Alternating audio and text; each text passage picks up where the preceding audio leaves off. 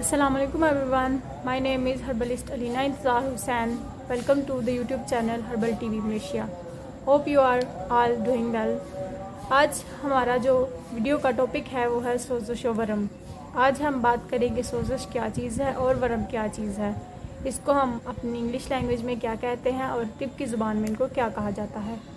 सबसे पहले अगर हम बात करें सोजिश की, तो सोजिश से मुराद किसी बॉडी पार्ट के ऊपर जलन या खराश के नाम को सोजिश का नाम दिया जाता है, जिसको हम तिब्बी ज़ुबान के अंदर इल्तिहाब का नाम देते हैं।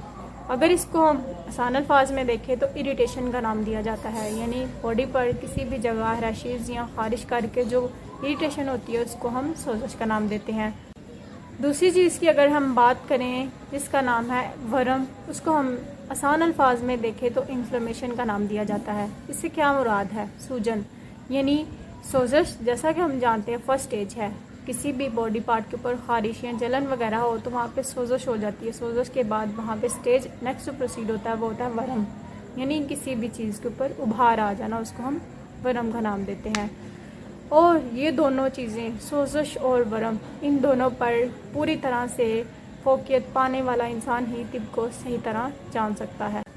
अगर हम बात करें कंपैरिजन की, यानी हम फिरंगी तिब यानी जो डॉक्टर्स की सोच है उससे अपनी तिब की ज़ुबान का अगर कंपैरिजन किया जाए तो उससे ये पता चलता है कि जो फिरंगी तिब है वो दोनों चीज़ों को, सोजिश और वरम, दोनों को एक ही तराजू में तोलते हैं। इसका मुराद क्या है?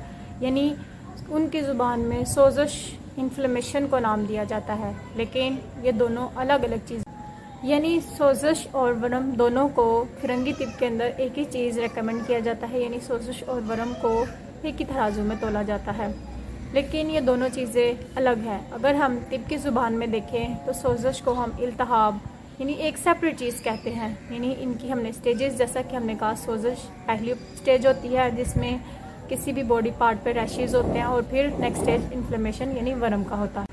अगर हम बात करें सोजिश की अहमियत की तो इसके अंदर हम तीन चीज़ों को कैटेगराइज करते हैं। सबसे पहली चीज़ इसकी हकीकत, यानी मर्ज़ की जो नेचर है वो क्या है, पहले इसको ये देखा जाता है मर्ज़ की नेचर क्या है। दूसरी चीज़ इसके अंदर जो देखी जाती है वो है इल्म रखना, यानी मौलिज के पास इसका कितना इल्म है। तीसरी चीज़ जो देखी जाती है वो है उसकी वसअत का जानना, यानी इसका ताल्लुक फ़न के साथ है, यानी मौलिज के पास कितना टैलेंट है, वो इसको किस तरीके से ट्रीट कर सकता है। अगर हम इन तीनों चीज़ों को कैटेगराइज करके देखें तो इन तीनों का इल्म, सोजिश और वरम का इल्म ही इल्मुल अमराज पर फोकियत पाने के लिए बहुत ज़रूरी है। अगर किसी के तबीब के पास ये इल्मुल अमराज की पूरी नॉलेज नहीं है तो वो सिर्फ मेडिसिन डिलीवर करता है, उसके पास इस चीज़ का कोई इल्म नहीं है कि उसकी तशखीस कैसे होगी मरीज़ की और उसको क्या रेकमेंड करना है, वो जस्ट मेडिसिन देकर अपना काम मुकम्मल करते हैं। यहाँ हम एक चीज़ ऐड करेंगे। फॉर एग्ज़ाम्पल एक बहुत बड़े प्रोफेसर हैं रदरफोर्ड, उनकी एक कोटेशन हम यहाँ ऐड करेंगे।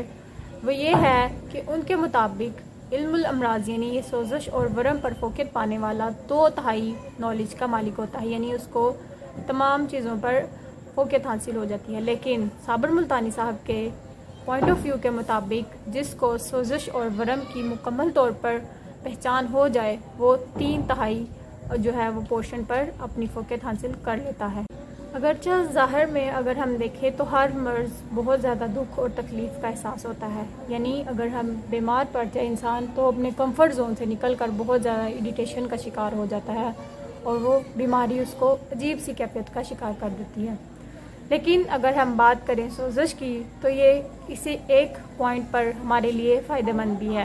कैसे? इससे क्या मुराद है? एक बीमारी हो और वो हमारे लिए फ़ायदेमंद हो, वो कैसे हो सकता है?